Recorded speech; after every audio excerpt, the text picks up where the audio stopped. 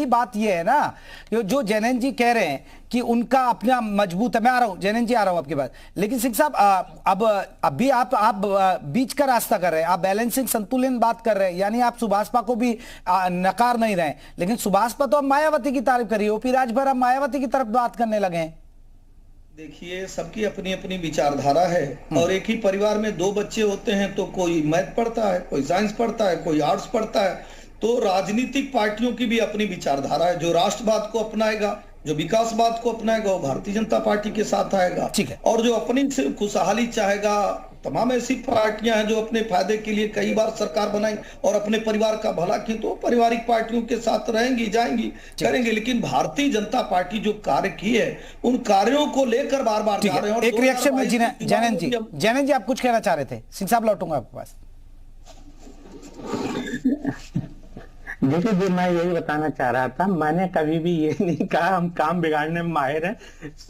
SN Singh साहब हमारे बड़े हैं, बड़े भाई की तरह हैं, आदरणीय हैं, ठीक है। लेकिन वो पता नहीं कहां से ये बात उन्होंने सुन ली कि हम काम बिगाड़ने। देखिए, ये लोकतांत्रिक प्रक्रिया है और हमारे यहाँ पे द्विदलीय प्रणाली नहीं है, उनको ये समझना चाहिए। दूसरी चीज कि यहाँ पे कितने भी दल पार्टिसिपेट कर सकते हैं, निर्दलीय भी पार्टिसिपेट कर सकते हैं चुनावों में, और जो राजमाइश कर सकते हैं। सभी अपने मुद्दों को लेकर जनता के बीच में जाते हैं। अगर हम जनता के बीच में जाते हैं तो जनता हमको या दूसरे दलों को पसंद करती है, चाहे वो छोटे हों, चाहे बड़े हों, चाहे निर्दलीय। दूसरी चीज मैं बताना चाहूंगा कि अगर कोई पार्टी इस देश के अंदर राष्ट्रवादी नहीं, राष्ट्रद्रोही है, तो केंद्र में आपकी सरकार है, 16 राज्यों में आपकी सरकार है, आप बैठ के क्या मक्खी मार रहे हैं?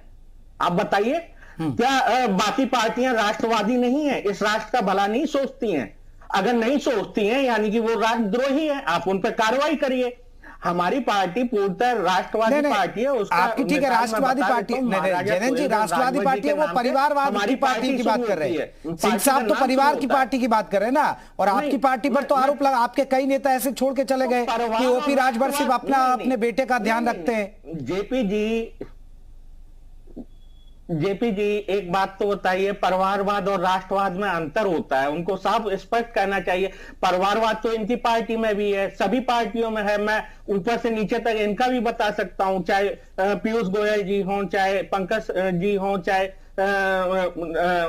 वसुंधरा राजे जी के लड़के हों, चाहे मतलब मुंडा जी की लड़कियां हैं, वो हैं, पता नहीं कितने हैं। मैं 150 नाम गिना सकता हूँ आपको, लिस्ट पूरी पड़ी हुई है। तो परिवारवाद देखिए सभी पार्टियों में। तीसरी चीज मैं स्पष्ट कर दूं, अपराधियों को टिकट देती है, सिंह साहब थोड़ा देर रखिए, पार्टी नहीं कहेंगे, कृपया आप बड़े हैं, देखिए थोड़ा देर रखिए, थोड़ा देर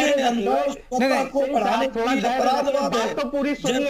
आप देखे होंगे पहले की सरकारों में, आप बड़े हैं, देखिए आप थोड़ा धैर्य रखिए, आप पूरी बात सुनिए। मैं तीसरी बात बता देता हूं जेपी जी, जैसे आप बार बार जो बहन जी का नाम ले रहे हैं, हमारे नेता ने एक बयान दिया था, शायद आपने स्पष्ट रूप से चलाया भी था अपने चैनल पर।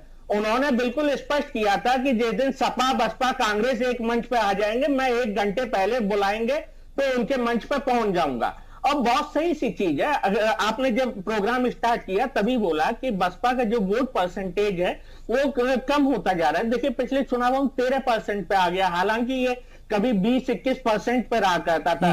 सपा का जो वोट परसेंटेज बढ़ा है पिछले चुनावों में। चलिए, एक सबसे बड़ी बात है जैनन जी, जो सिंह साहब कह रहे हैं ना, सिंह साहब तो वो कह रहे हैं ना कि आप आपराधिक प्रवृत्ति। अब देखिए, अब्बास अंसारी को तो टिकट पे आपने लड़ाया था ना, मऊ से आपकी टिकट पे लड़े थे, वो तो उस तरफ इशारा कर रहे हैं ना।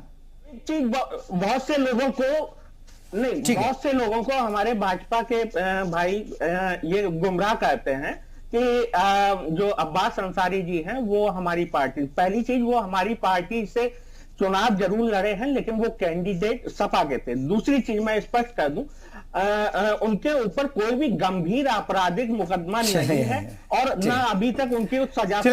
एक छोटा सा रिएक्शन जावेद अहमद साहब, आप तो बीजेपी की बी टीम कहते हैं, सपा वाले जुड़े नहीं, लेकिन सपा वाले तो आपको बी टीम बताते।